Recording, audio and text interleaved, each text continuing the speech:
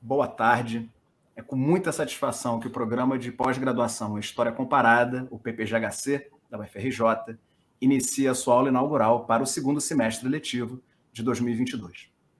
Essa atividade, essa aula inaugural, é realizada em parceria com o Programa de Estudos Medievais da UFRJ, PEN-UFRJ, e com o Programa de Estudos Medievais da UERJ, o PEN-UERJ, representado aqui pela professora Marta Silveira, que está conosco na transmissão. Marta, prazer recebê-la aqui conosco, tá? Seja bem-vinda, espero que a gente tenha uma ótima conferência, tenho certeza que teremos. Essa conferência se intitula As Relíquias como Elementos de Construção Memorial, Propaganda e Poder na Idade Média, e ela será proferida pela professora Maria Raquel Alonso Álvares, docente da Universidade de Oviedo, a quem agradecemos a participação. Bom, em nome do Programa de Estudos Medievais da UERJ, eu agradeço muito a oportunidade de estar aqui, representando o PEN-UERJ, que é parceiro do PEN-UFRJ, na verdade, filho do PEN-UFRJ, e agradeço a presença da professora Raquel Alonso, é um prazer tê-la aqui, esperando que essa seja a primeira de outras oportunidades que a senhora esteja conosco. A professora Raquel é especialista em História da Arte, se licenciou e realizou seu doutorado pela mesma instituição, onde, em 2003, é professora titular no Departamento de História da Arte e Musicologia. É responsável pelo grupo de investigação Texto e Imagem, participante do grupo CARI Espanha e membro de honra da Sociedade de Estudos Interdisciplinares sobre as Mulheres na Idade Média e na Renascença.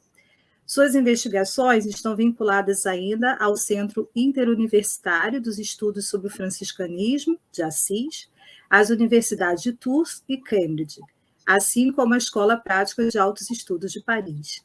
Ela participa ainda do projeto de investigação Paisagens Espirituais, vinculados à Universidade de Barcelona, e é editora científica do periódico Território, Sociedade e Poder, da Universidade de Oviedo, e é avaliadora da Agência de Fomento Espanhol.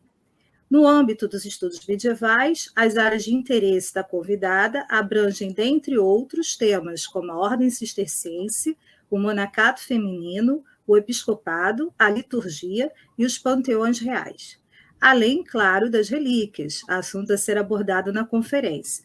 Como resultado dessas investigações, destacam-se dezenas de artigos e capítulos e ao menos 3 livros autorais em coautoria, que, aliás, estão sendo vendidos. É só procurar na internet. Obrigado, Marta.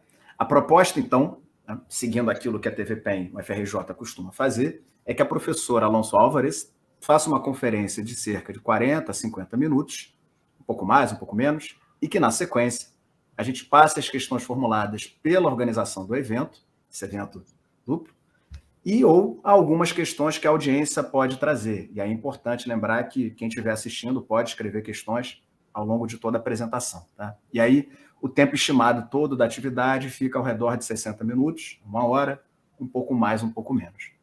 Né? Então, antes de passar a palavra à professora, a gente relembra isso, né? Que as perguntas podem ser colocadas a qualquer momento. Né?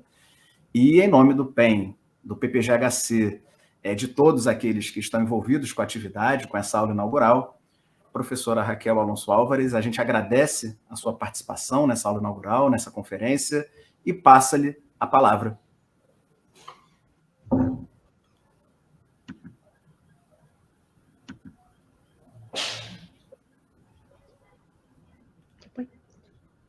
Pues muy buenas tardes.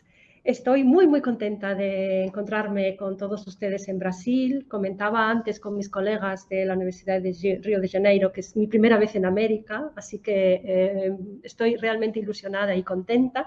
Ya he podido conocer, aunque poco, la ciudad, que me ha parecido maravillosa, un poco caótica según los estándares europeos, pero muy hermosa y muy estimulante. Así que soy yo la que agradece muy efusivamente a mis queridos amigos brasileños esta invitación que me permite ponerme en contacto con los medievalistas del país y también conocer, aunque no sea muy profundamente, esta bellísima tierra brasileña. Voy a intervenir efectivamente, mi intervención va a tratar acerca del culto a las reliquias y sobre todo cómo podemos analizar las reliquias en un contexto de construcción memorial, de política y de propaganda en la Edad Media. En primer lugar, a mí siempre me gusta comenzar explicando que el culto a las reliquias no es un fenómeno privativo del cristianismo. El culto a las reliquias ha sido practicado y sigue siendo practicado en la actualidad por muchas religiones y voy a traer simplemente algún ejemplo tanto del pasado como del presente y cultos que siguen conservándose. Por ejemplo, ya en la antigüedad clásica nos encontramos con una, aunque no muy difundida ni muy intensa, pero sí una notable veneración a algunos elementos importantes del pasado que podemos considerar reliquias. Quizá el más conocido y el más divulgado sea el que se produjo en Atenas, en la Acrópolis de Atenas, en torno al Erecteion, que es un edificio que agrupaba antiguos cultos de la polis, porque en él se podía todavía contemplar en la época en la que se construyó el edificio y para eso, entre otros motivos, fue realizado las reliquias, por ejemplo, de la gran disputa protagonizada por Poseidón y Atenea como protectores de la Acrópolis y el olivo de Atenea y las huellas del tridente de Poseidón que podían contemplarse en el edificio en esa época o las tumbas de algunos reyes legendarios de la ciudad como Cecrops o Erecteo. En el Islam también se practica un culto a las reliquias, no en todas las ramas del Islam, pero sí en algunas, que ha llegado hasta la actualidad. Por ejemplo, se conservan o lo que la tradición considera que son las huellas del profeta Mahoma, por ejemplo, aquí en el mausoleo del imán al-Shafi en la ciudad de los muertos del Cairo, y para no prolongarme mucho voy a terminar este pequeño recorrido con un ejemplo budista, el también muy famoso, muy conocido santuario que conserva el diente de Buda en el templo de Kandy en Sri Lanka. Pero aunque sí es cierto que el culto a las reliquias no es privativo del cristianismo, quizá esta religión es la que lo ha desarrollado con más intensidad y lo que ha explotado quizá de manera más intensa todas sus posibilidades propagandísticas, culturales y económicas.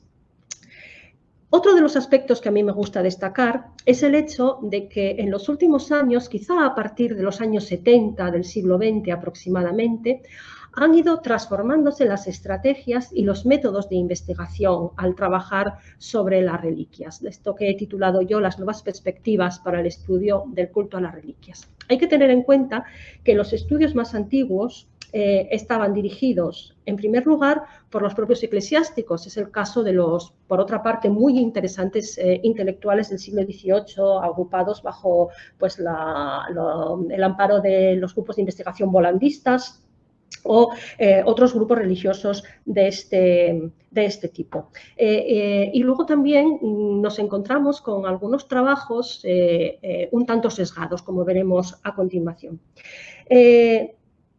Y toda esta tradición del estudio del culto a las reliquias no ha de ser olvidada, pero creo que sí merece una revisión y un cambio o un enriquecimiento de las perspectivas.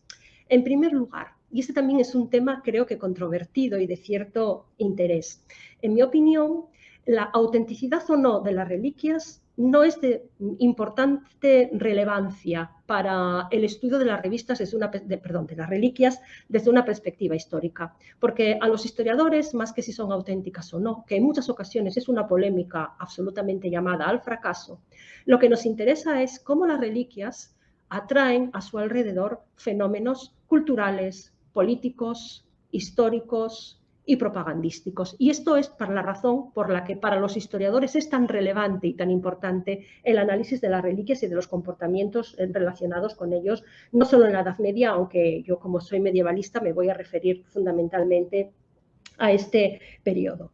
Creo que también es importante destacar que las dudas sobre la autenticidad de las reliquias no son un fenómeno contemporáneo ni que nazca con la Ilustración y su conocida actitud crítica frente a algunos fenómenos religiosos. Se producían ya en la Edad Media, y traigo aquí el caso más conocido y quizá el más interesante, el de Guibert de Nogent, en su famoso De Pignoribus Santorum, en el que este clérigo, que era un monje benedictino, ya plantea sus dudas acerca de la autenticidad de una buena parte de las reliquias que se ofrecen a la veneración en las iglesias de la cristiandad latina. Así que, como digo, no es una polémica característica de esta época nuestra, que es cada vez más laica y quizá cada vez más descreída, sino que es una polémica que está presente en la Iglesia, al menos en la occidental, ya desde la Edad Media. Y esto creo que también debe de ser destacado, porque en ocasiones, cuando se plantean dudas o revisiones de este tipo, se asocian a grupos quizá, no sé si decir tanto como ateos, pero sí por lo menos que tienen una visión y una perspectiva muy crítica respecto de los diferentes cultos que se desarrollan en este sentido. Y como decía, para nosotros esto no es una relevancia fundamental, porque lo que nos interesa es su trascendencia histórica.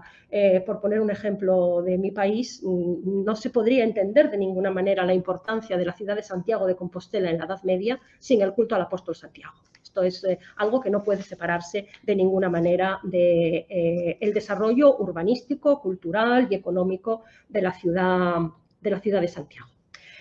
Por otra parte, existe también una asociación, yo creo que casi tradicional, de las reliquias con el culto y como si tratara de un fenómeno popular.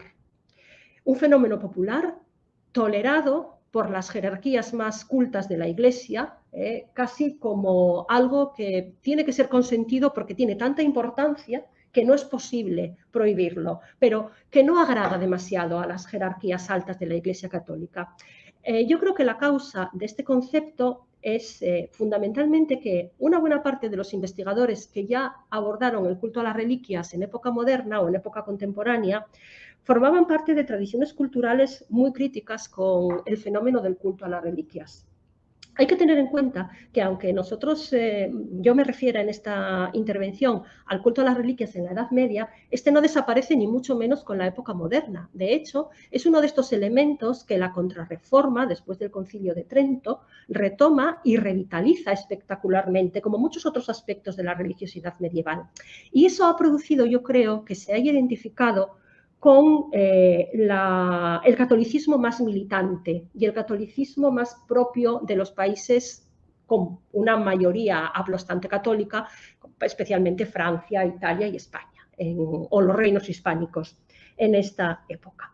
Y porque algunos de los fenómenos vinculados o relacionados en la actualidad con el culto a las reliquias sí tienen este carácter de explosión popular, a veces incluso un tanto histérica en algunas ocasiones. Y traigo aquí uno de los ejemplos paradigmáticos, que es la famosa ceremonia que se produce en Nápoles concerniente a la licuefacción de la sangre de San Gennaro. Pero esto, al menos por lo que concierne al origen y desarrollo del culto a las reliquias, está absolutamente lejos de la realidad. El origen del culto a las reliquias no es popular, de ninguna manera.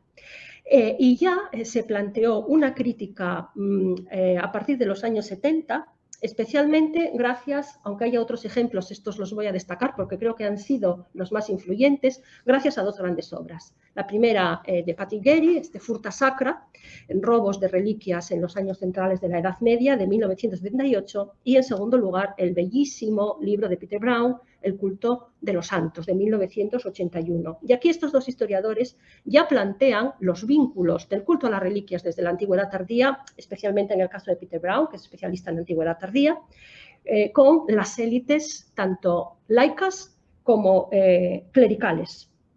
Desde el principio, el culto a las reliquias ha sido promovido, como veremos luego me referiré a este aspecto un poco más extensamente, por los grandes intelectuales de la Iglesia de la Antigüedad Tardía, de los cristianos de la Antigüedad Tardía, y en la Edad Media también por los grupos más poderosos.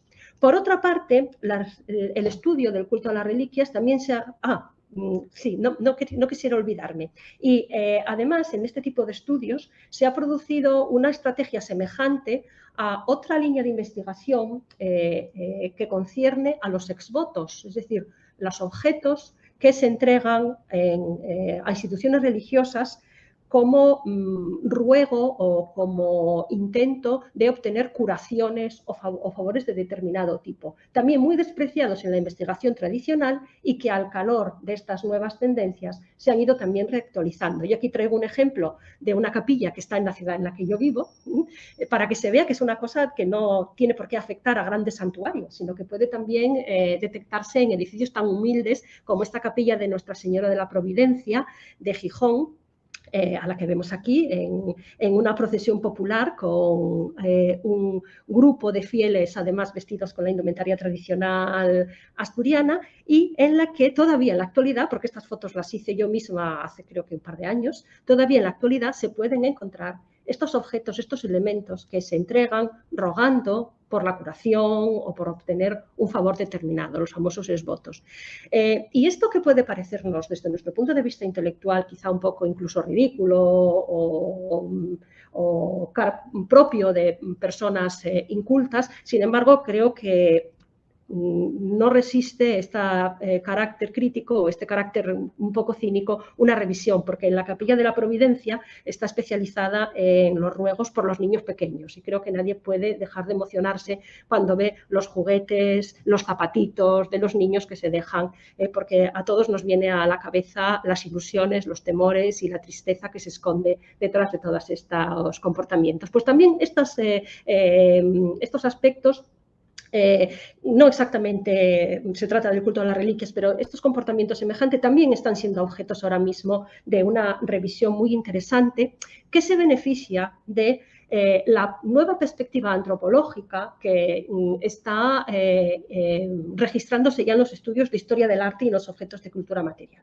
La antropología es muy importante para la historia medieval ya desde los anales, en Francia, por supuesto, pero había sido más difícil introducirla en los estudios de historia del arte.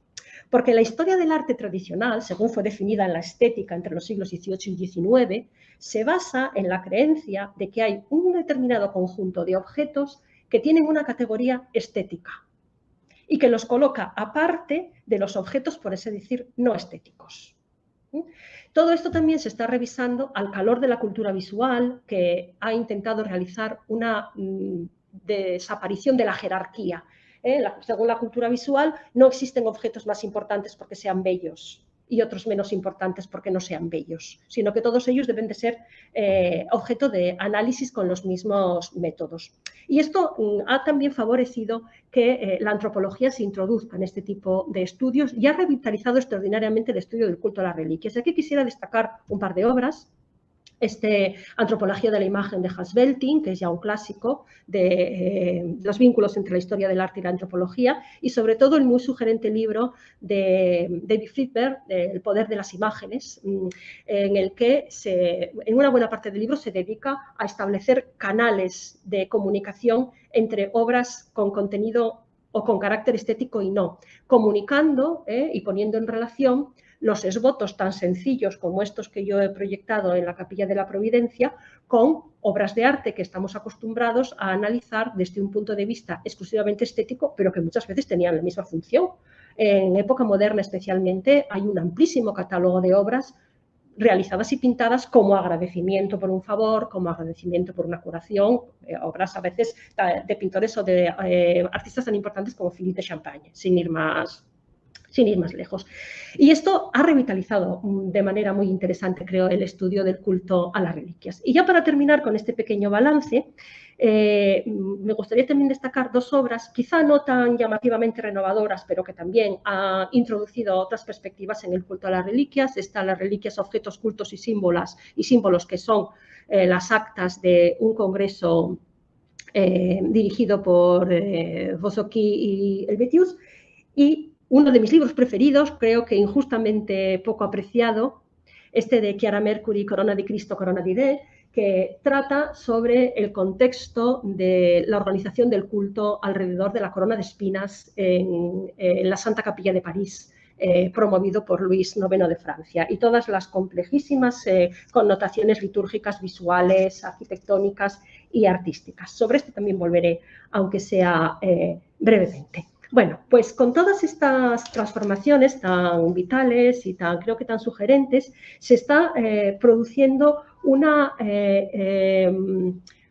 un interés por el estudio del culto a las reliquias desde ese punto de vista que había explicado, no solo como un elemento religioso y espiritual, sino como un fenómeno de primera línea y un elemento que quisiera destacar aquí, que se utiliza de manera consciente en la propaganda política de los poderosos desde la antigüedad tardía.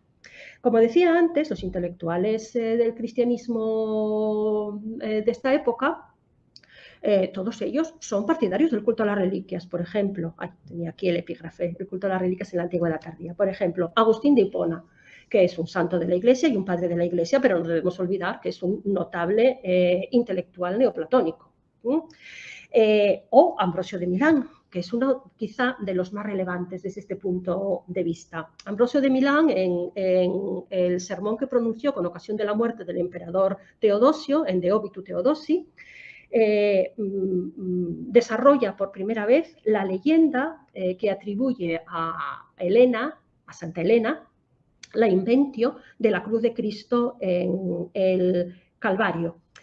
Y según Ambrosio de Milán, los clavos habrían sido utilizados en el estribo del caballo de Constantino y en la corona imperial, se había introducido en la corona imperial, lo cual indica que no sabemos si en época de Constantino, pero por lo menos en la época de Ambrosio de Milán, ya las reliquias estaban perfectamente implicadas en los discursos de poder y en la legitimación del imperio. Este caso, además de la corona, es particularmente interesante porque según la tradición, el clavo, después de haber sido usado en la corona imperial de Constantino, habría sido entregado por el Papa Gregorio Magno a la reina longobarda Teodolinda, que lo habría usado en la llamada corona de hierro de Monza, que tenemos en la pantalla, que según también la tradición habría pasado a ser utilizada por Carlomagno en un fascinante recorrido que es uno de los mejores ejemplos de la teoría de la Translatio Imperii,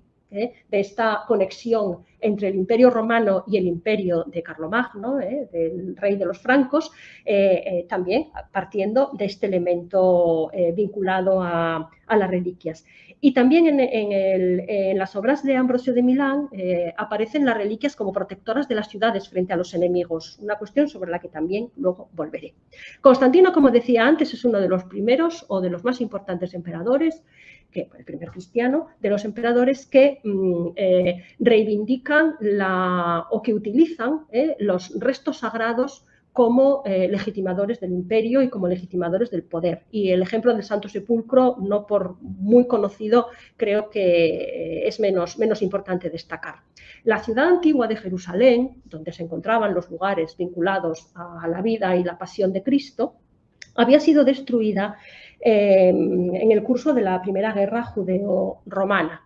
El emperador Adriano, en el año 131, arrasó la ciudad histórica y construyó sobre ella la colonia Aelia Capitolina, que, como se ve en este mosaico, que no sea muy realista, estaba organizado como una característica ciudad helenística, con sus calles construidas con mármol y con pórticos para protegerse del sol y del calor, etc.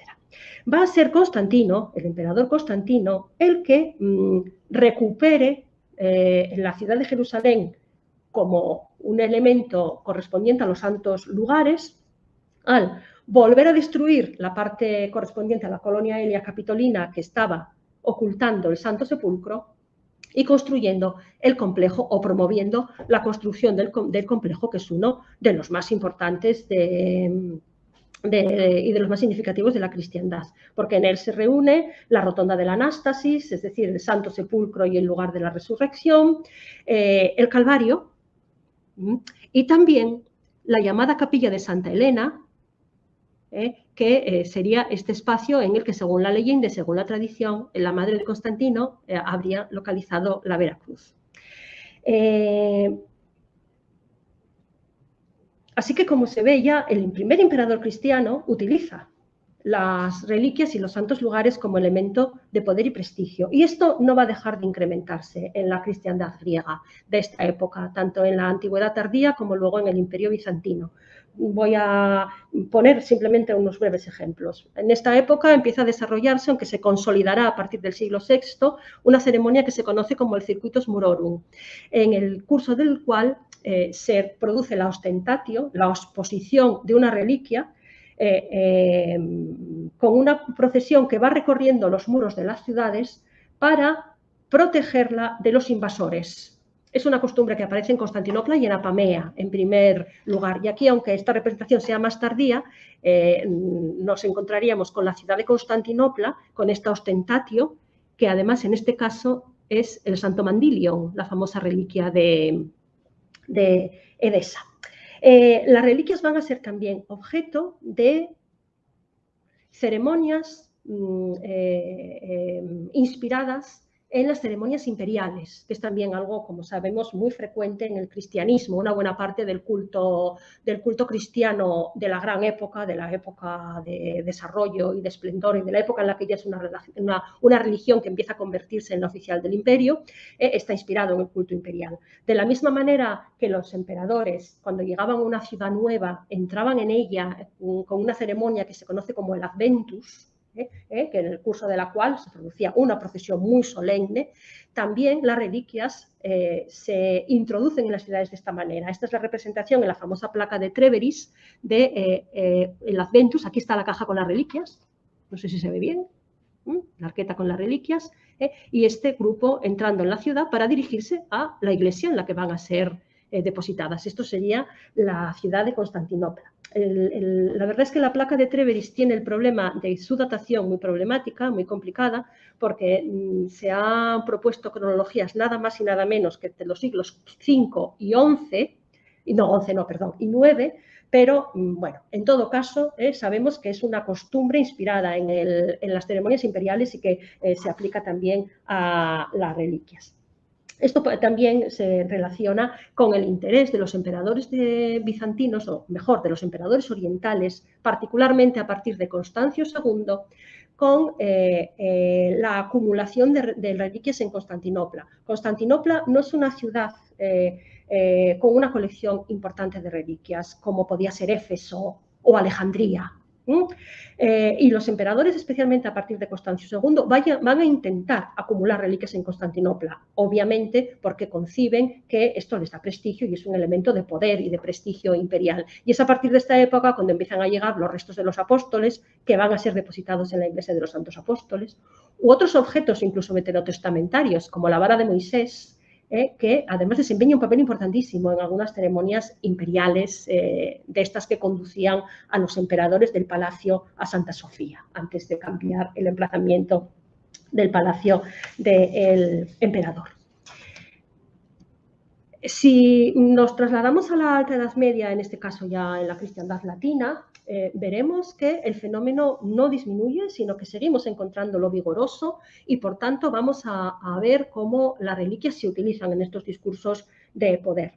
Seguimos encontrando en algunas ocasiones en la Alta Edad Media el Circuitus Murorum que veíamos hace un momento en Constantinopla y Apamea, y además es muy interesante porque la primera vez que está documentado en Occidente es en la península ibérica, con ocasión del asedio al que someten a la ciudad de Zaragoza los reyes francos Childeberto y Clotario en el año 541. Los ciudadanos de Zaragoza salen a las murallas con la túnica de San Vicente, que es uno de los más importantes también mártires hispano-romanos, uno de los que más culto reciben en esta época, para proteger a la ciudad. Parece que no tuvieron demasiado éxito porque los reyes acaban haciéndose con la reliquia que fue depositada en la iglesia parisina de San Vicente y la Santa Cruz, que luego cambió su advocación y conocemos como Saint-Germain-des-Prés, porque San Germán está enterrado también en ella. Todo este episodio es relatado por Gregorio de Tours, el gran cronista de los francos, y es muy interesante advertir que cuando asistieron a esta ostentatio de la túnica de San Vicente, los francos no entendían en qué consistía la ceremonia, lo cual quiere decir que es probablemente una de las primeras veces que se celebra fuera de los ámbitos de la cristiandad oriental. Todos los reyes merovingios de la primera dinastía franca, por tanto, promueven igualmente el culto a las reliquias y favorecían a las iglesias que tenían importantes depósitos de este tipo. Por ejemplo, Clovis o Clodoveo en la versión latina. En la iglesia de los Santos Apóstoles de París, luego rebautizada como Santa Genoveva, que es donde está ahora el Panteón en París, que convirtió además en su edificio funerario, en su panteón funerario. Los merovingios también se jactaban de poseer la capa de San Martín de Tours. Y además, los reyes lo llevaban como protección, como palladium, a sus campañas militares. Esta colección de reliquias de los merovingios fue además heredada por la dinastía carolingia, con toda probabilidad para favorecer la aceptación de una nueva dinastía que en realidad era una usurpadora respecto de los merovingios. Y de hecho, la capa de San Martín fue depositada en la capilla palatina de Aquisgrán y es este elemento el que da nombre a las capillas. La palabra capilla procede de capa, porque en la capilla palatina se colocó la capa de San Martín como digo, no solo los francos, también los longobardos utilizaron las reliquias en estos discursos de propaganda política. El duque de Benevento, Arequis II, en el siglo VIII, fue el fundador de Santa Sofía de Benevento. En su altar mayor colocó una colección de reliquias que, según, eso sí, un testimonio mucho más tardío, la crónica de Montecassino del siglo XII, estaban destinadas a proteger la patria, a proteger el reino, ad tutelam et honorem patriae. Esto dice específicamente. Y aunque demos un salto cronológico, yo creo que el mejor ejemplo y el más acabado, como comentaba antes, es toda la estrategia organizada por Luis IX de Francia en torno a la Sainte-Chapelle de París, construida ella misma como un inmenso relicario destinado a albergar la corona de espinas que había conseguido en Tierra Santa y que se inserta en un complejísimo discurso, como decía antes, litúrgico, artístico, material, literario, etcétera, y que manifiesta una atrevida gestión de la sacralidad por parte de un personaje que era un personaje laico, a pesar de todo el prestigio que lo rodeaba incluso vivo, pero que no dejaba de ser un personaje laico. Aquí tenemos en este códice de la British Library el propio rey que acaba de entregar la corona de espinas y el rey está acompañado de sus hijos y fíjense que están todos descalzos como penitentes, ofreciendo la reliquia. En la península ibérica nos encontramos con un panorama más o menos equiparable, aunque todos tengan diferencias y todos tengan sus características particulares. Los visigodos, los hispanovisigodos, ya hemos visto que hace un momento que eran los pioneros del Circuitus Murorum en territorio occidental. Y los ejemplos son muchos. Traigo algunos que me parecen particularmente significativos. Por ejemplo, en el Liber Ordinum, que es la colección litúrgica característica de la Iglesia altomedieval hispánica, se encuentra en un pasaje la descripción de el episodio en el curso del cual los reyes hispanovisigodos llevaban a la batalla, como habían hecho los merovingios con la capa de San Martín, una cruz que se custodiaba en la iglesia de San Pedro y San Pablo de Toledo. Toledo era la capital del reino hispano-visigodo, que contenía fragmentos del Lignum Crucis, de la Vera Cruz. Y parece que la ceremonia también sería de origen bizantino, en último término. A mí me gusta muchísimo el ejemplo que aparece en las Vitas Santorum Patrum Emeritensium. En las Vitas se realiza un compendio de diferentes obispos de la ciudad de Mérida. Es una fuente episcopal, es una fuente muy beligerantemente antiarriana, porque en esta época los reyes hispanovisigodos todavía eran arrianos, y es una fuente, claro, muy claramente procatólica, pero uno de los pasajes creo que es particularmente significativo. El rey Leovigildo, que es el último rey arriano de los hispanovisigodos, pretendía obtener la reliquia de Santa Eulalia de Mérida. Santa Eulalia es una de las grandes santas, de las más veneradas de las santas hispánicas y también en Europa. y se enfrentó, por tanto, al obispo en aquel momento de Mérida, el obispo Masona. El obispo Masona se resistió a entregar la reliquia. Leovigildo no consiguió hacerse con ella, pero todos estos episodios que al leerlos en las vitas resultan violentos y apasionados, nos indican lo importante que era para los reyes contar con estos elementos que favorecían el prestigio y la importancia de su reinado. El texto es rabiosamente antiarriano, como decía antes, pero además indica el interés de Leovigildo por aumentar las reliquias de Toledo, que tampoco era una ciudad particularmente rica en este tipo de restos, porque no era una de las grandes ciudades hispano-romanas, que era donde se acumulaban las reliquias de los mártires de las grandes persecuciones antes de la autorización del cristianismo. Podríamos poner muchos ejemplos. Voy a cerrar este periodo visigodo con una alusión a la actividad de Bamba, del rey Bamba, que se describe en la crónica muzarábica de 754, que, según esta, introdujo en los huecos de la muralla de la ciudad de Toledo reliquias para proteger a la ciudad en caso de asaltos. Los reyes asturleoneses, siguiendo esta progresión histórica, también intentaron utilizar las reliquias con este sentido. Por lo que concierne a los reyes asturianos, tenemos el problema de que las noticias son conflictivas y en su mayor parte tardías. Muchas de ellas proceden de las obras del obispo Pelayo, que se fechan en el siglo XII. Pero no me resisto a referirme, aunque tenga estos problemas historiográficos, a un caso muy interesante. Hemos visto antes cómo Masona había conseguido que las reliquias de Santa Eulalia permanecieran en Mérida a pesar de enfrentarse al rey. Pues según la crónica de Pelayo, las reliquias de Santa Eulalia fueron trasladadas a Pravia, que es una de las capitales del reino de Asturias anteriores a Oviedo, por el rey Silo en el siglo VIII, y así aparece en el Corpus Pelagiano. Traigo aquí el pasaje en latino y la traducción, que indica que se habría congregado un gran ejército dirigido a la ciudad de Mérida para conseguir traer los restos de la mártir Eulalia en una caja de plata. Según la misma fuente, Alfonso II, que es otro de los reyes asturianos, habría trasladado los restos de Eulalia a Oviedo. Y aquí aparece el pasaje correspondiente también en las crónicas del obispo Pelayo de Oviedo.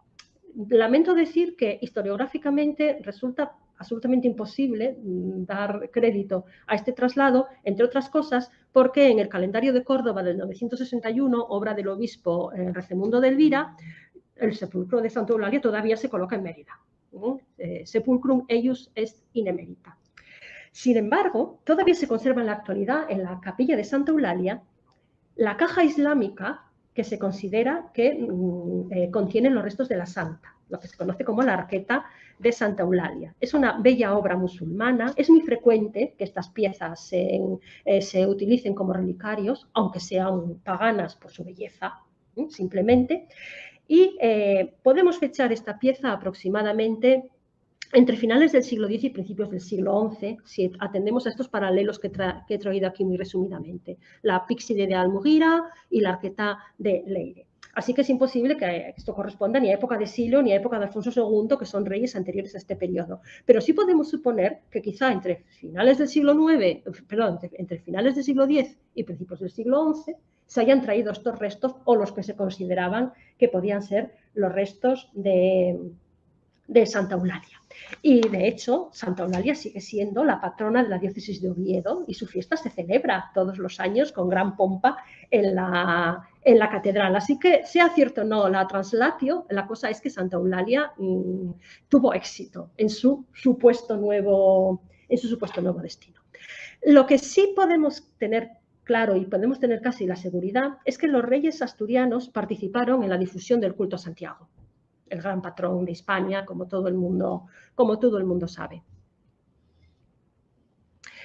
Y participaron incluso antes de que se produjera la Inventio in Compostela, es decir, antes de que se creyera que Santiago estaba enterrado en España, los reyes asturianos participaron en la difusión de su culto. Este pergamino que traigo aquí se conoce como el Ode Verbum, que, por las palabras con las que empieza. Es un himno litúrgico en honor de Santiago que sabemos con certeza que fue encargado por el rey Mauregato porque las iniciales, hay varias copias, esta es la copia toledana, porque las iniciales componen un acróstico que lo mencionan.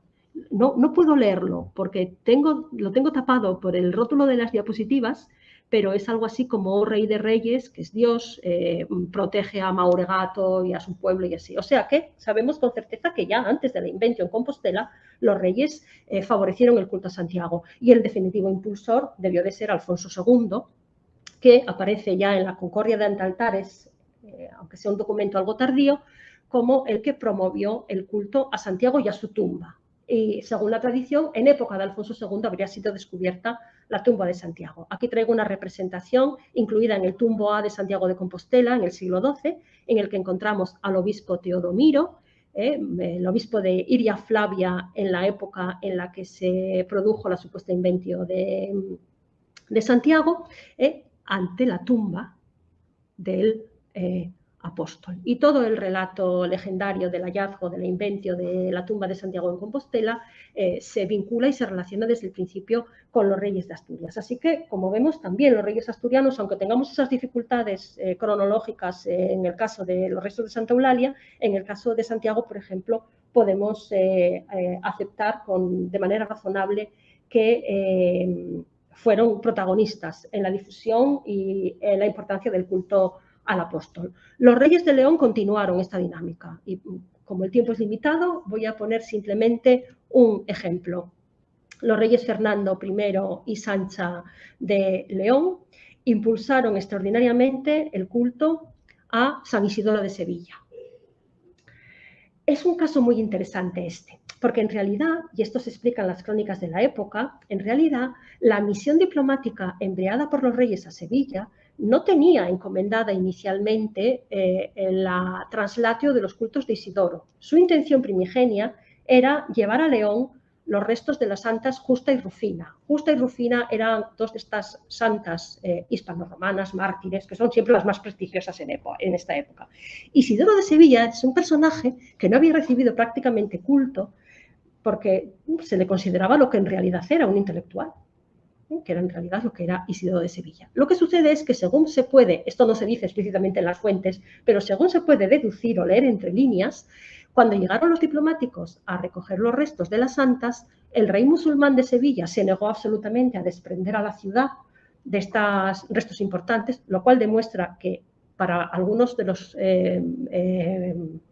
dirigentes islámicos también las reliquias eran importantes, que esto es otro aspecto interesante, se negó absolutamente y lo que da la impresión, aunque ya digo que la crónica no es tan explícita, es que los diplomáticos tuvieron que llevar lo que les dio el rey, lo que el rey consideró que podían llevarse. Santa Justa y Rufina desde luego no, que eran las grandes patronas de la ciudad de Sevilla, pero bueno, Isidoro de Sevilla, que había sido un santo oscuro hasta esa época, fue trasladado a León.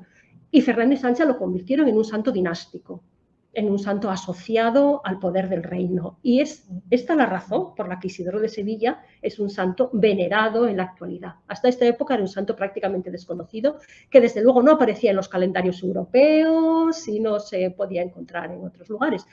Y esto demuestra que su aspecto más importante no era la santidad, porque en las bibliotecas europeas, sin embargo, Isidoro de Sevilla es el bestseller. Está en todas las bibliotecas de Europa en esta época. Bueno, lo que quiero decir es que también en esta época se está instrumentalizando el poder de las reliquias y este halo de sacralidad y de legitimación que producen. Quizá no por casualidad, porque Fernando I fue rey de León gracias a su matrimonio por Sancha, pero no procedía de la prestigiosa estirpe leonesa, sino de la un poco menos importante y un poco más de Nouveau Riche Navarra. Bueno, en todo caso, como se ve, este es un fenómeno general. Bueno, pues voy a terminar con un ejemplo que es el de las reliquias conservadas en la Catedral de Oviedo, aunque lo haré brevemente, porque en él se puede advertir esta relación de las reliquias con el poder y también un aspecto que a mí me parece muy interesante. Generalmente, cuando analizamos problemas y casuísticas de este tipo y de estas características, pensamos que las tradiciones se han compuesto en un solo momento histórico. Se crean en un momento y perviven hasta la actualidad. Y esto no es así casi nunca. Generalmente son objeto de construcciones históricas sucesivas que se producen a lo largo del tiempo y en ocasiones cambian de sentido los objetos que contextualizan y sobre los que tratan. Y este creo que es un buen ejemplo para analizar este problema. Tiene muchas fases la construcción histórica y memorial de las reliquias de Oviedo, pero yo voy a destacar dos que son las más importantes para que se entienda a qué me refiero. La primera se puede identificar claramente en la ceremonia de apertura del Arca Santa del año 1075, en época del obispo Arias, que era obispo de Oviedo en estos momentos, y que se recoge en el documento conocido como el Acta de Apertura del Arca Santa. El acta de apertura del Arca Santa se conserva en dos copias, las dos del siglo XIII. La que se conoce como la copia A, las dos en la Catedral de Oviedo, en el archivo de la Catedral de Oviedo, la copia A y la copia B. Su contenido es muy semejante, lo hemos reeditado hace poco tiempo y su contenido es muy semejante, con alguna variación muy casi menor, pero sin embargo su aspecto físico es diferente porque la copia B es mucho más lujosa, es de gran tamaño, es un pergamino, la verdad es que muy llamativo, a causa de su tamaño y por la riqueza de su aparato de ratificación y de firmas y monogramas. Lo que explica, así para resumirlo, este documento es lo siguiente.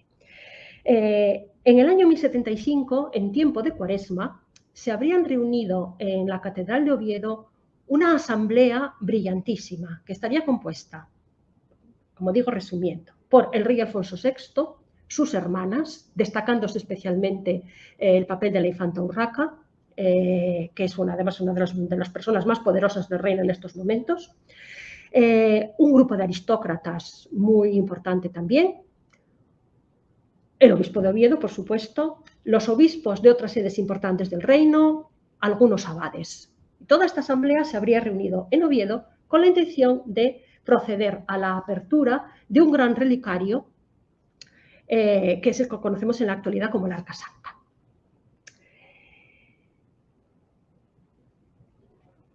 A continuación, indica que la colección de reliquias procedía de la ciudad de Toledo, que había sido llevada a Oviedo huyendo de la invasión musulmana, y no se dice nada más de esta cuestión, es un relato muy sencillo, y se indica también que se había intentado unos años antes realizar una apertura promovida por el obispo Ponce de Tabernoles, el obispo de Oviedo en aquel momento, pero que aquella apertura no había tenido éxito porque al abrir la caja de ella había emanado una luz prodigiosa que había dejado ciegos a los asistentes, dice el texto, a algunos para siempre.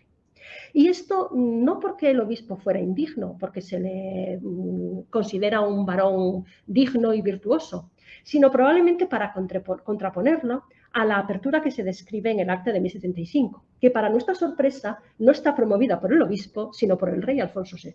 Es Alfonso VI, dice el documento, al que el Altísimo concede el privilegio de tener éxito allí donde había fallado el obispo Ponce. Y además de eso, para sorpresa del lector, el rey habría dirigido las ceremonias propiciatorias e incluso habría dirigido la penitencia cuaresmal, que es una prerrogativa en este momento exclusivamente reservada a los obispos. Además de esto, el rey Alfonso regaló el nuevo gran relicario destinado a contener las reliquias en cuestión, las reliquias que estaban en este antiguo cajón. Y en el epígrafe que aparece en el Arca Santa, que es el relicario regalado por Alfonso VI hacia 1075 o entre 1075 y 1100, aparece nombrado el rey, su hermana Urraca, y no se menciona por su nombre concreto absolutamente a ningún clérigo. Se refiere genéricamente a los clérigos que asistieron a la ceremonia.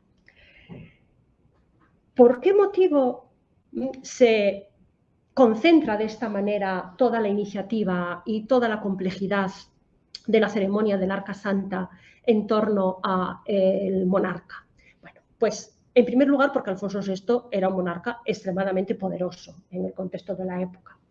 Y muy probablemente porque el obispo Arias, que era un prelado muy inteligente y muy competente, consideró que quizá le convenía renunciar a ser el protagonista si esto llevaba como consecuencia el regalo de este espectacular relicario, que es uno de los más importantes relicarios de la cristiandad en esta época, porque es una pieza de finales del siglo XI, esta, y también el amparo regio por este pequeño núcleo que se estaba creando en Oviedo y que va a acabar consolidándose como un santuario de peregrinación. Así que probablemente Arias estuvo dispuesto a ceder el protagonismo, concedérselo al rey a cambio de estos beneficios. Y Alfonso VI no es la única intervención relacionada con el culto a las reliquias. Y además da la impresión, por algunos textos de la época, que cuando se cambiaba de sitio una reliquia, cuando se producía una traslatio o un acontecimiento importante, el rey debía ser informado y en ocasiones incluso ratificar y autorizar este tipo de traslados, lo cual indica la importancia que para Alfonso VI tenía el culto a las reliquias como aparato propagandístico. También lo necesitaba porque mientras que Fernando I, que era su padre, había concentrado León, Castilla y Galicia bajo su mando, después, tras su muerte, lo había dividido entre sus diferentes herederos y Alfonso VI solo consiguió reunificar los territorios con una serie de guerras, exilios y acontecimientos complicados.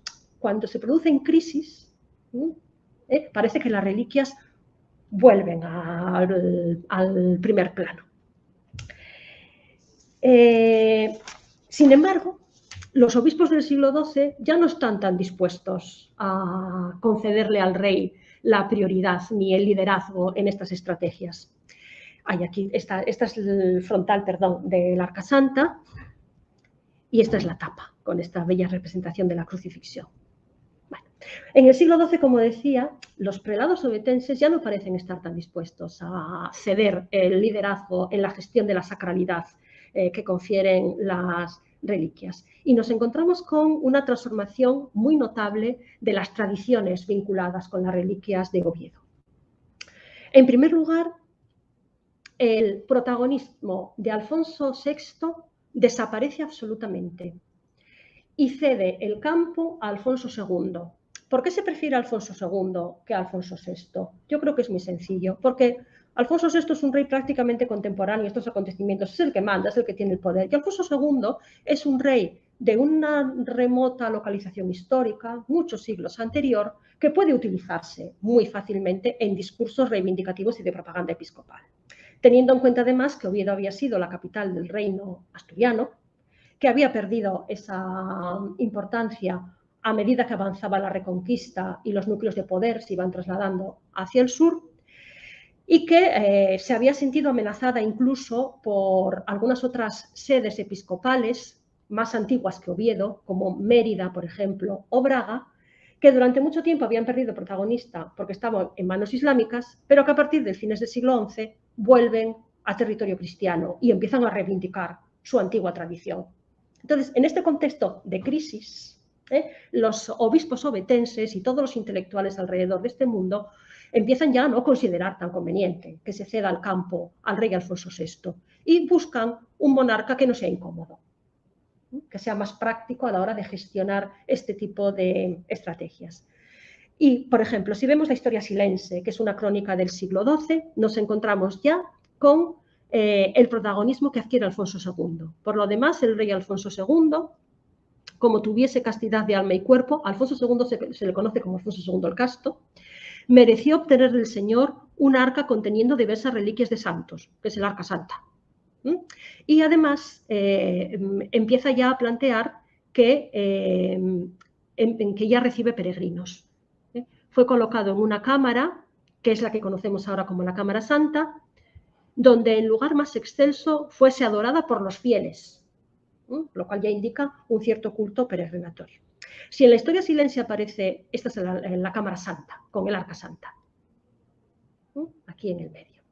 Si esto ya había aparecido en esta época, la estrategia se define definitivamente en las obras del obispo Pelayo de Oviedo, que fechamos entre aproximadamente 1089 y 1158. Pelayo de Oviedo es uno de los más activos creadores de la memoria de la diócesis de Oviedo, de la diócesis asturiana, gracias especialmente a dos obras. Por una parte, esta que tenemos en la pantalla, el Liber Testamentorum Ecclesiae Ovetensis, que se conserva también en el archivo de la Catedral de Oviedo y que se fecha hacia 1120 aproximadamente. El Liber Testamentorum es un cartulario, es una colección de copias de documentos, donaciones a la sede de Oviedo, privilegios papales, privilegios regios, pero que a la manera de los cartularios solemnes europeos, como por ejemplo el cartulario de Basilea o cosas de este tipo, tiene una dimensión histórica y propagandística y por esa razón cuenta con una impresionante serie de miniaturas a página completa, de la que podemos ver aquí un ejemplo. Es el cartulario más rico de Europa en el siglo XII y yo creo que los he visto todos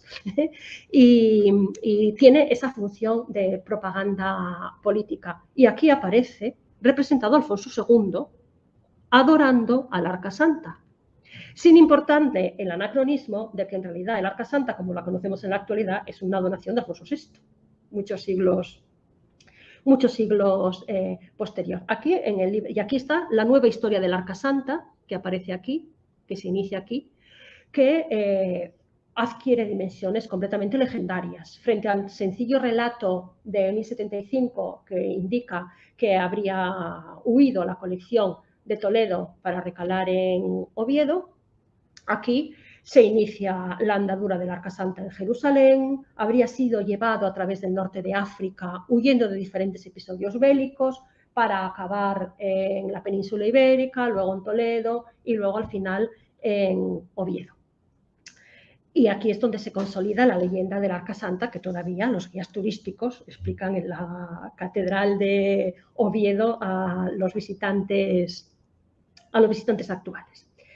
Pero además de esto, a Alfonso II se le exalta de manera notable y llamativa. Habría sido él, tanto según la historia silense como según las obras de Pelayo de Oviedo, el promotor de la Cámara Santa, de este edificio que acabamos de ver hace un momento, de la Cámara Santa, para albergar el Arca Santa. En realidad, la Cámara Santa, lo que llamamos ahora la Cámara Santa de la Catedral de Oviedo, que es una denominación muy reciente, es el antiguo Tesauros de la Iglesia. Es el lugar en el que se conservaban los ornamentos litúrgicos más lujosos, los libros más caros, etc. Y así aparece denominado en la documentación, hasta que en el siglo XI acoge el Arca Santa. Pues según Pelayo de Oviedo, había sido Alfonso II el responsable de la construcción de la Cámara Santa para albergar el Arca Santa.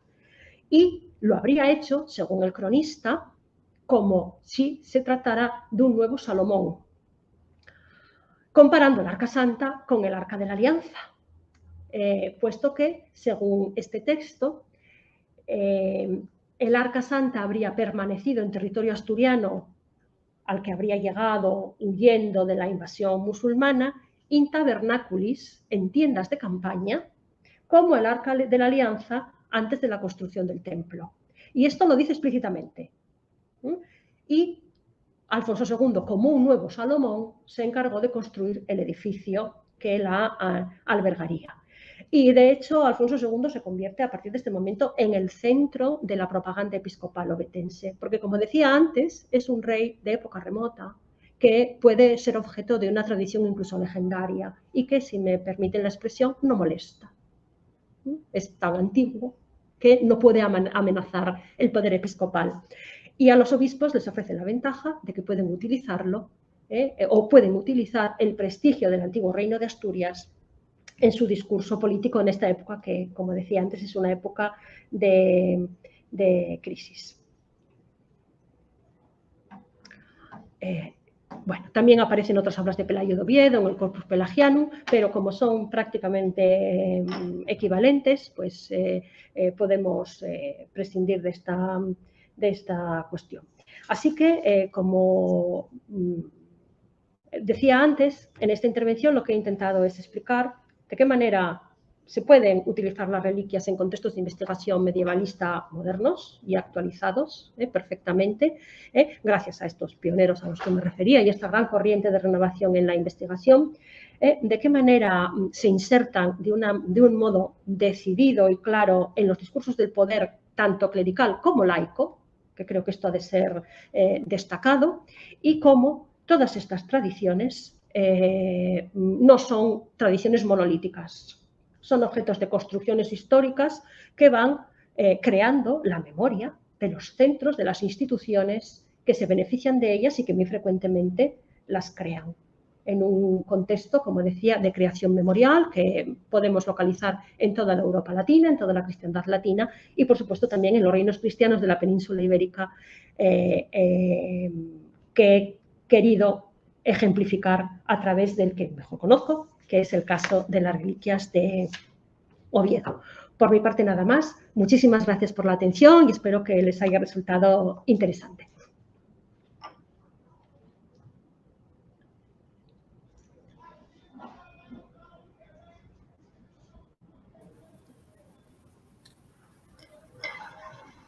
Boa tarde a todos.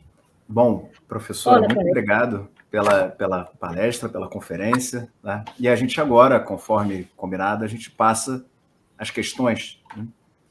E aí, professor, eu queria lhe perguntar, começar lhe perguntando a respeito do panorama internacional, né, sobre o estudo de relíquias. Né? Qual é a sua avaliação de longa data de pesquisa, né, associada ao cenário que se abre para o estudioso que deseja estudar relíquias no contexto medieval? Bueno, yo creo que las reliquias no pueden más que beneficiarse de las transformaciones y de las nuevas líneas metodológicas y de investigación, porque, como decía, yo creo que estamos quizá un poco acostumbrados a suponer que los estudios de las reliquias solo conciernen a aspectos piadosos. Y no. Los estudios de las reliquias tienen que estudiarse como un objeto de estudio histórico, como cualquier otro, como una campaña militar, como un ciclo cronístico o como una misión diplomática. Tienen que ser un objeto de estudio histórico de esta naturaleza. Por eso yo empezaba explicando que, en mi opinión, es completamente irrelevante, o por lo menos no es fundamental, estas discusiones a veces, yo creo que, si me permiten, tan aburridas en ocasiones, de si esta reliquia es auténtica o no, porque en la mayor parte de las ocasiones no podemos saberlo. ¿Cómo podemos seguir la trayectoria de una reliquia de época evangélica, de Cristo, de los apóstoles o de la Virgen María, que desaparece absolutamente de la documentación en el siglo I y reaparece en el mejor de los casos en el siglo IV? Eso en el mejor de los casos. Entonces, yo creo que esto no ha de consumirnos energías. Yo creo que debemos concentrarnos en las reliquias como relevantísimo, importantísimo fenómeno histórico.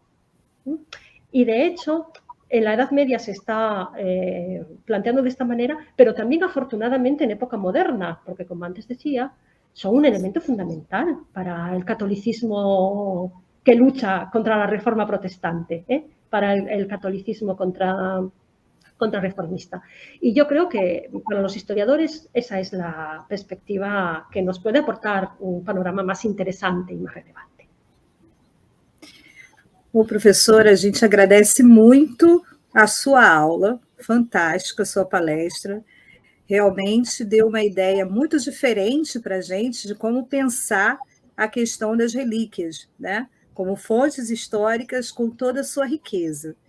E a minha pergunta é a seguinte: para aqueles estudantes, né, e pesquisadores interessados em estudar mais profundamente as relíquias, tomá-las como objeto de estudo mais complexo, com que campos de conhecimento esse estudante deve dialogar para fazer uma análise mais ampla desse objeto de pesquisa que são as relíquias?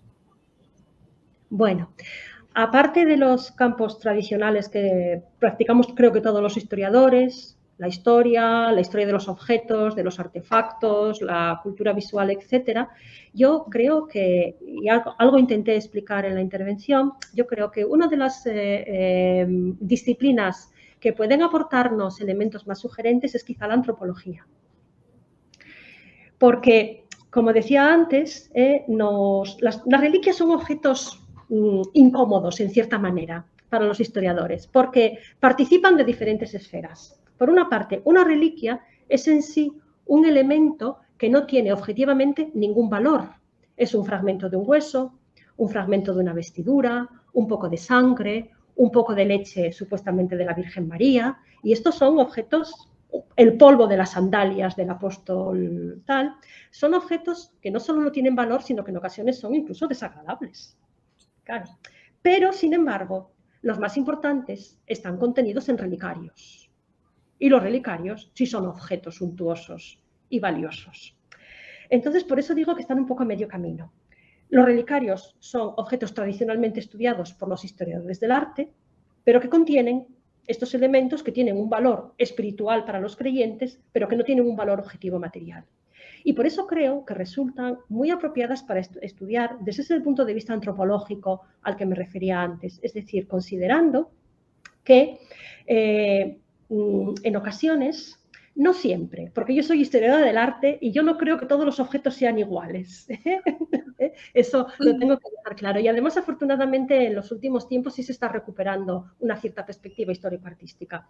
Pero por lo menos para algún tipo de análisis es importante introducir esta permeabilidad entre objetos artísticos y no artísticos, entre objetos y lo que podríamos llamar, siguiendo la terminología anglosajona, artefactos. Cosas de este tipo. Y yo creo que esto es una vía de investigación interesante y sugerente y que puede dar frutos. Gracias. Professora, a gente segue e talvez a gente vai fazer um giro um pouco diferente agora, né? Acho que as duas primeiras questões tinham mais a ver com temática específica da pesquisa, né? Do estudo sobre as relíquias.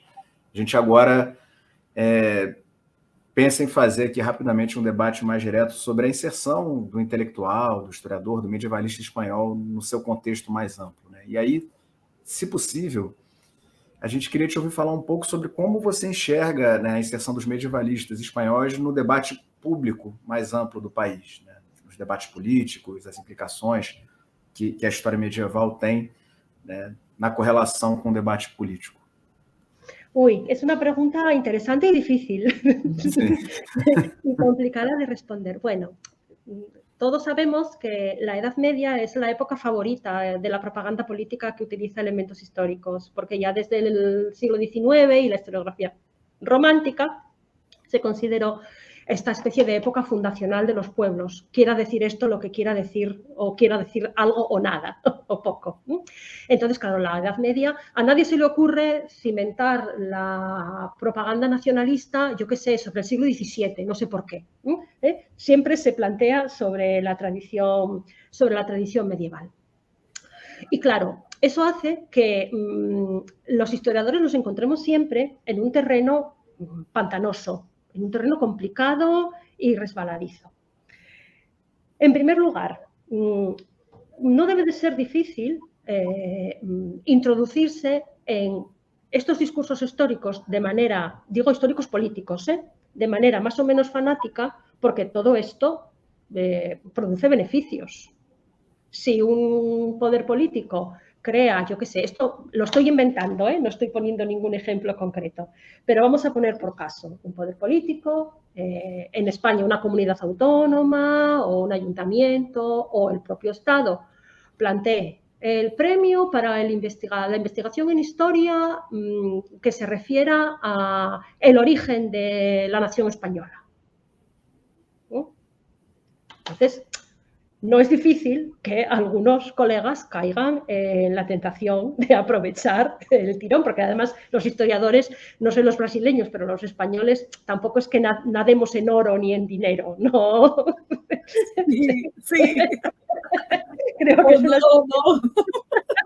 que es una experiencia compartida. Entonces, en ocasiones, a mí me parece que los historiadores profesionales en España, tengo que decir que yo no conozco ningún ejemplo que caigan fanáticamente en este tipo de instrumentalizaciones. Los propagandistas suelen ser ajenos a la universidad y ajenos a la academia, historiadores aficionados de este tipo. Pero bueno, en alguna ocasión se ve cómo quizá su sesgo político, para mi opinión por lo menos, podría ser más neutro en ese caso.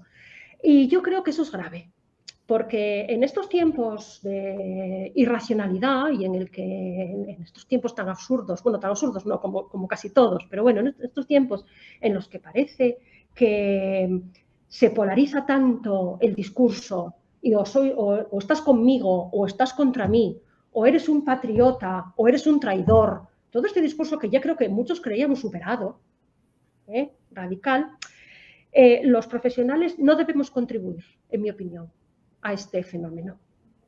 La historia, creo yo, no se construye para dar la razón a nadie ni para legitimar ningún discurso contemporáneo. Nosotros lo que intentamos hacer es entender cómo funcionan las cosas en el pasado, hasta donde podemos, humildemente, con las fuentes de las que disponemos y todos los problemas que presenta. Cuando un historiador parte de una tesis y quiere demostrar esa tesis, no está trabajando, creo yo, como un profesional. Porque os habrá pasado seguro también a todos. Todos empezamos con una propuesta, porque si no sería imposible investigar. Todos empezamos un estudio o una investigación pensando, bueno, este fenómeno quizá o puede ser, nos parece que se puede producir por este motivo. Pero a todos nos habrá pasado también que al avanzar en la investigación, muchas veces tenemos que cambiar completamente nuestra opinión en esta perspectiva. Porque esta hipótesis inicial a veces funciona, pero muchas otras veces no. Y tenemos que ser flexibles y decir, no, esto que yo estaba proponiendo al principio no está funcionando. A mí la investigación me lleva por este sitio. Y eso no sucede de ninguna manera si nuestra intención y nuestro principal objetivo es demostrar nuestra tesis inicial. Y eso me parece peligrosísimo. Peligrosísimo porque refuerza todo este tipo de tesis xenófobas, excluyentes, porque en realidad todo esto lo que hace es construir frente al enemigo. Las nacionalidades se construyen frente al otro, en general. Y porque además debilita la calidad de la investigación histórica. Y yo creo que, no sé si sucede en Brasil, pero en España lo que sí creo yo que pasa en ocasiones es que los investigadores, los historiadores, estamos tan ocupados investigando, solucionando problemas académicos, solucionando problemas burocráticos, que no sé a vosotros, pero a nosotros nos aplastan absolutamente, que nadie profesional tiene tiempo para divulgar, para realizar una buena divulgación, que es una cosa que sí se ve en los países anglosajones. Cuando Simon Schama, cuando Mary Bear hacen series, la divulgación es fantástica porque son profesionales. Pero es que vosotros no sé, pero yo no tengo tiempo nunca, yo nunca llego a esto. Porque siempre estoy colapsada con el trabajo. Y creo que es un problema, porque lo que llega de verdad al público general no es la investigación seria, aunque sea simplificada. Son otro tipo de investigaciones. Bueno, la pregunta es muy complicada, no sé si habré contestado bien o mal, pero... Sí. Perfeito. E nesse diálogo, né, que se estabelece agora, ainda bem, com as redes sociais, com a internet, com a tecnologia, como é que a senhora pensa que o diálogo entre os medievalistas brasileiros e os espanhóis pode contribuir para a própria formação do conhecimento histórico? Como é que nós podemos caminhar juntos? Bueno, esta pregunta también es muy interesante y de hecho yo creo que los medievalistas y los historiadores españoles en general colaboran con los historiadores brasileños y los historiadores americanos también en general menos de lo que sería conveniente y posible, porque además para los españoles la rama medievalista americana es muy querida y muy apreciada, aunque solo sea... No solo por eso, pero también por razones incluso sentimentales. Algunos de los fundadores del medievalismo americano son exiliados españoles que tuvieron que encontrar refugio en América después de la Guerra Civil con el régimen franquista. No hay más que recordar la figura de don Claudio Sánchez Albornoz en Argentina, por ejemplo, que todavía tiene todo este linaje maravilloso de medievalistas trabajando como Ariel Guiance, a través de Ida Grasotti, etc. Entonces, yo siempre me he preguntado que por qué no se produce esa conexión. Y efectivamente, ahora, con los recursos telemáticos, yo creo que resultaría mucho más posible y mucho más realista plantear cuestiones de este tipo. En primer lugar, como digo, creo que la colaboración sería muy importante porque, en cierta medida, además, es casi una vuelta o una reabsorción de nuestra tradición cultural. Si volvemos a encontrarnos con los descendientes y los herederos de los antiguos medievalistas, pues volvemos a encontrarnos mucho más completos en una cultura iberoamericana del tipo que sea, que yo creo que es interesante y razonable. Pero es que además a mí, de la investigación americana, me interesa mucho y me parece muy importante una tradición que no está tan presente, por lo menos en la investigación medievalista española, que es la importancia que que adquieren en la mayor parte de los países americanos las disciplinas de las ciencias sociales, especialmente la antropología, que es mucho más relevante en América que al menos en España. Y además en Europa en general, la antropología ya está un poco pasada por filtros procedentes generalmente de los anales. Cuando leemos las cosas, por ejemplo, de Peter Burke, son muy interesantes y son muy renovadoras, sus estudios sobre cultura popular, pero la mayor parte de sus contenidos antropológicos no han pasado de los segundos anales, que además son uno de los elementos fundamentales de su tradición intelectual. Y sin embargo, yo creo que la tradición antropológica es en América y en Brasil, por supuesto, un elemento mucho más fresco en ese caso. Yo creo que eso sería una vía de comunicación interesante. Y, por supuesto, como digo, la importancia que tendría crear entornos más amplios, no anglosajones. Yo aprecio mucho la investigación anglosajona, por supuesto, pero creo que los países que nos expresamos en lenguas ibéricas o incluso en lenguas latinas, deberíamos ser capaces de ofrecer un frente mucho más internacional y, por tanto, más poderoso y que resistiera un poco a esta invasión. No es que se me entienda bien, no es que yo no encuentre interesante los estudios anglosajones, ni mucho menos, ni quiera erradicarlos, pero creo que no estaría mal poder ofrecer una alternativa complementaria, porque yo creo que de verdad nuestra perspectiva también es algo diferente, porque las lenguas no solo son maneras de expresarse, son maneras en las que se configura la mente y el cerebro. Y eso, cuando se habla con investigadores ingleses o americanos, se advierte. Que nosotros pensamos siempre, estamos conectados, pero siempre hay aspectos que nos resulta más fácil explicar y entender a personas que hablan lenguas de nuestra raíz. Yo no sé portugués, pero en muchas ocasiones me resulta más fácil entenderme con un investigador portugués, me entiende mejor que con un investigador anglosajón, aunque hable con él en inglés. Entonces yo creo que todos esos elementos ahora, en la era de las videoconferencias, en esta época en la que es tan fácil comunicarse sin tener que desembolsar grandes cantidades organizando congresos presenciales ni esto, yo creo que es una ocasión que no deberíamos perder. E não vamos perder.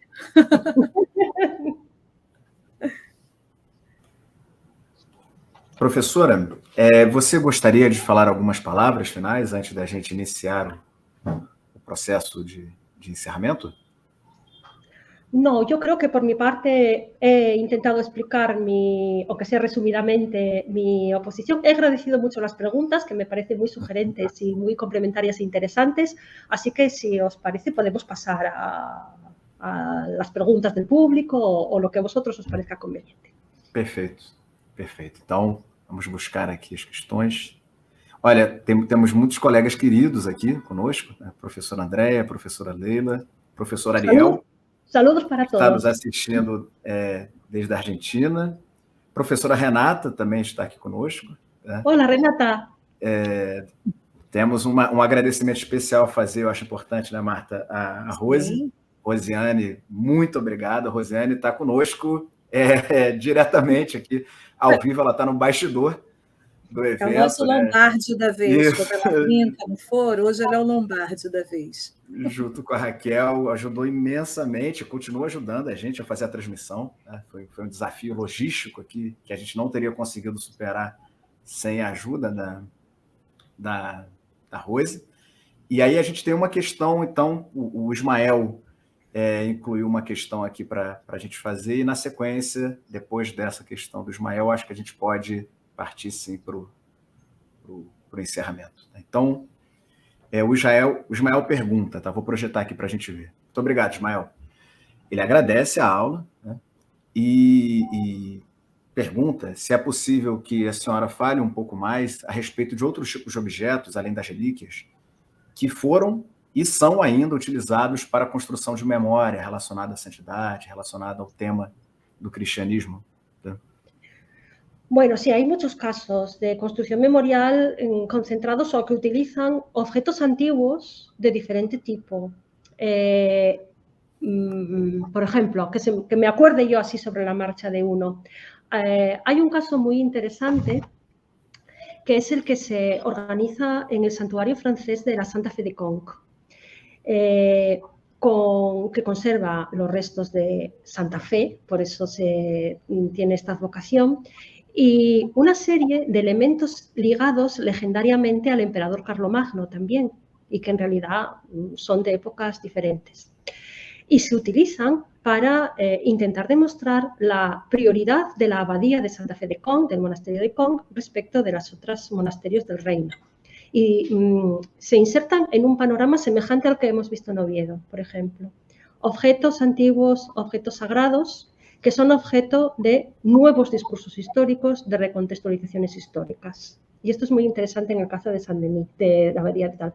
Otro caso interesante, este no está exactamente vinculado con las reliquias, aunque hay un elemento relicario que se usa. Y quizá en sentido amplio sí podamos considerarlo vinculado. La abadía de Saint-Denis, cerca de París, que sería ya parte de los Capeto, el Panteón de los Reyes de Francia, cuenta también con una importante colección de restos que a partir del siglo XII, este siglo XII es clave porque es una de las grandes épocas de construcción memorial europea, a partir del siglo XII empiezan también a cambiar de significado y a recontextualizarse en un contexto de disputa y de enfrentamiento con la Catedral de París, con Notre-Dame de París. Son una serie de elementos, por ejemplo, la conocida como silla de Dagoberto, que está en el Cabinet de Médailles de la Biblioteca Nacional de Francia, algunas antiguas cruces de época alto medieval, que el Abad Suger de Saint-Denis acaba por incorporar a un nuevo discurso histórico, también con nuevas tradiciones, con falsificaciones, reconstrucciones, etc. Lo que sucede es que después de la gran crisis que continúa o que va a continuación de la disolución del Imperio Carolingio, en Europa se padece una gran laguna memorial. Desaparecen archivos completos, se queman edificios. En realidad, todas las incursiones de los pueblos septentrionales, de los pueblos escandinavos, estos que ahora las series televisivas idealizan como los vikingos, pero que eran violentos y mortíferos, como los medievalistas sabemos, en esta época fue mucho más terrible para la conservación memorial europea que la época de las invasiones germánicas, muchísimo más. Y después de este momento se produce un vacío tremendo. Y ocurre, pues, como le pasó a Europa después de la Segunda Guerra Mundial. La memoria siempre necesita ser reconstruida. Los pueblos no pueden vivir sin sus coordenadas memoriales. Y a partir de esa época se empiezan a encontrar todas estas estrategias de reconstrucción, recuperando objetos antiguos, otras veces inventándolos o creándolos, atribuyéndolos a otra época, etcétera. Y hay ejemplos abundantísimos en esta época, como digo.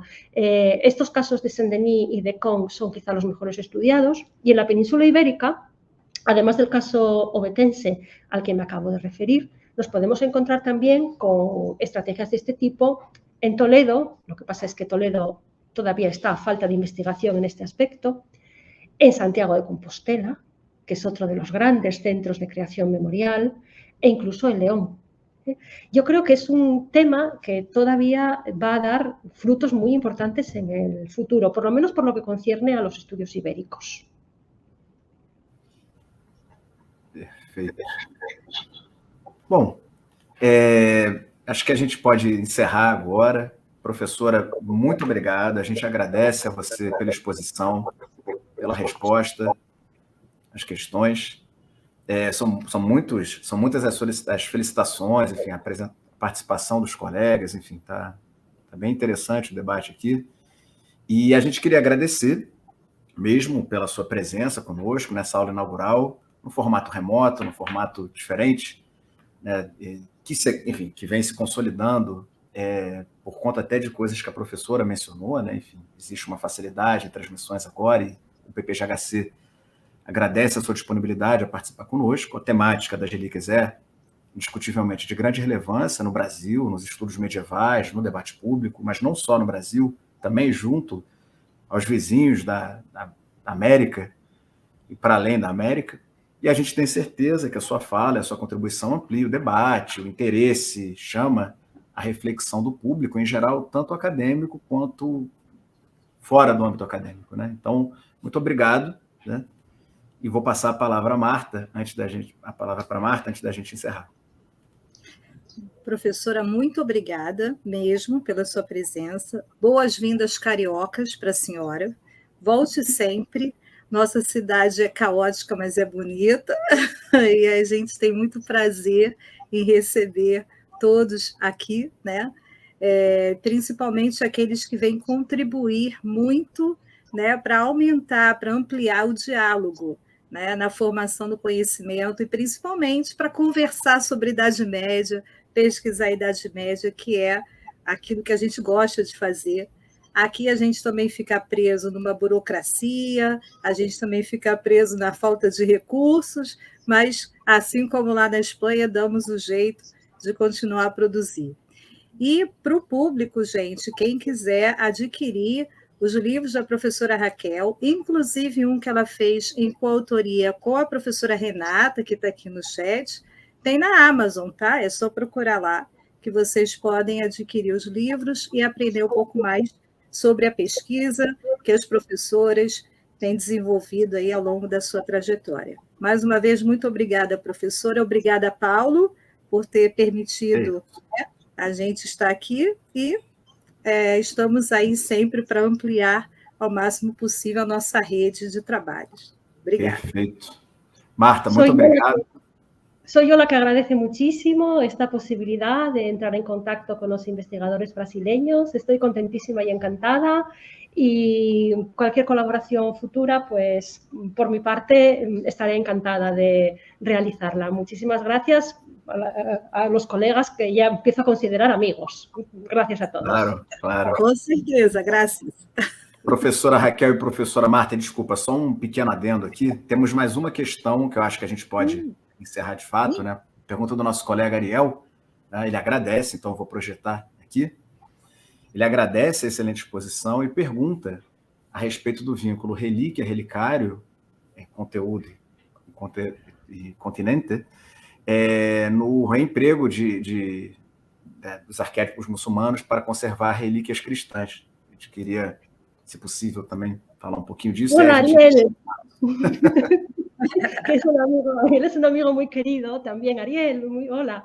Mira, a ver, pues sí, es una pregunta que yo creo que merecería un estudio más profundo en los años posteriores. Porque además yo creo que manifiesta una actitud estética medieval muy interesante. Para los hombres de la Edad Media, mucho más importante que el objeto, porque ellos sabían perfectamente que era un objeto musulmán, sabían que no era un objeto cristiano. Otra cosa es que no pudieran leer las inscripciones, que no las entendieran, pero ellos sabían que era un objeto que procedía de Al-Ándalus o del norte de África o de donde fuera. Pero para ellos es aparentemente más importante la belleza de la pieza. Yo creo que es muy interesante que se reconozca que un objeto pagano, de una religión diferente, sea, sin embargo, digno a causa de sus cualidades estéticas. Y además eso desmonta, en cierta medida, este tópico tan repetido de que en la Edad Media no existía conciencia estética. Claro que existía, lo que pasa que era diferente de la que luego se establece como canónica entre los siglos XVIII y XIX. Pero sí que eran conscientes de que había objetos más bellos que otros, aunque lo utilizaron otros términos, como por ejemplo pulcrum o términos de otro tipo. Pero existe una nomenclatura para la belleza también en la Edad Media. Lo que pasa es que no coincide con la nuestra actual. Así que yo creo que esto sí sería merecedora de un estudio y de una profundización más amplia en ese sentido. La manera en la que se pueden reconocer la belleza y el interés de objetos, aunque sean de otra religión, y que no solo se los puede reconocer, sino que es esa belleza la que los hace dignos de contener restos sagrados. Y además esto sucede con las arquetas, pero también con los tejidos, que muy frecuentemente se utilizan como revestimiento de algunas arquetas. Por ejemplo, la que veíamos antes de San Isidoro de León es una pieza cristiana, es una pieza de talleres quizá germánicos, pero el revestimiento interior es una tela islámica, es un tejido islámico. Y también se utilizan en este sentido. Así que sí que creo que es una línea de investigación muy, muy interesante. Y gracias por la pregunta, Ariel. Obrigado, professor Ariel. Obrigado, Raquel, pela resposta também. E acho que, bom, enfim, agora, de fato, avançado já no tempo, agradecemos imensamente a professora pela disponibilidade, né, e passo a palavra a Marta para a gente poder encerrar. Bom, então, muito obrigada de novo pela presença. A gente nunca deixa de agradecer, realmente, né? Porque é uma oportunidade muito inédita para a gente, dentro do nosso cotidiano, né? A gente poder ouvir uma palestra de uma qualidade tão grande, né? Vinda de outros ares, né? De outros locais, então a gente fica muito feliz. E, desde já, estamos dispostos a parcerias, conversas e novas oportunidades de nos encontrarmos, professora, e espero que na sua trajetória acadêmica a senhora continue a levar o seu dinamismo, né, a sua curiosidade cada vez mais longe. E o pessoal aí que ouviu a pergunta do professor Ariel e a resposta da professora Maria Raquel, quem sabe, né, não é um outro campo de estudo pensar nessas relíquias a partir, né, de uma perspectiva mais ligada à história islâmica na Idade Média, né? É uma possibilidade de pesquisa que vai se abrindo. Quanto mais gente, melhor. Então, muito obrigada de novo por tudo, por estar aqui conosco. Obrigadíssima. Agora, falando com os outros colegas que nos assistem, né, para além dos professores, enfim, um grande público aqui, Ismael, o Emerson, o Igor, o Jonatas, Clara, Cronópio, dentre outros, tá? Obrigado a todos que estiveram aqui e escreveram no chat para a gente.